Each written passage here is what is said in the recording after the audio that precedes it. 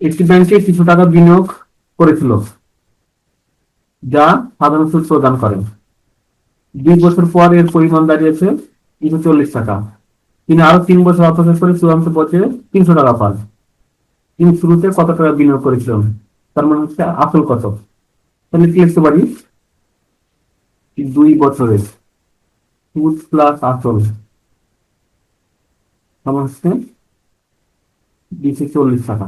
তারপরে বলছে তিনি আরো 3 বছর অপেক্ষা করে, আরো 3 বছর, মানে 2 বছর ছিল, আরো 3 বছর, 5 বছরের সুদ প্লাস আসল সমান হচ্ছে 300 টাকা। অতএব 3 বছরের সুদ 60 টাকা, 1 বছরের সুদ থেকে কাটা হচ্ছে 20 টাকা। আমরা 2 বছর অথবা 5 বছর যে কোনো একটা বের করি। 2 বছরের সুদ তাহলে কত হচ্ছে? 40 টাকা। অতএব আসল তাহলে 240 - 40 আমার 200 টাকা।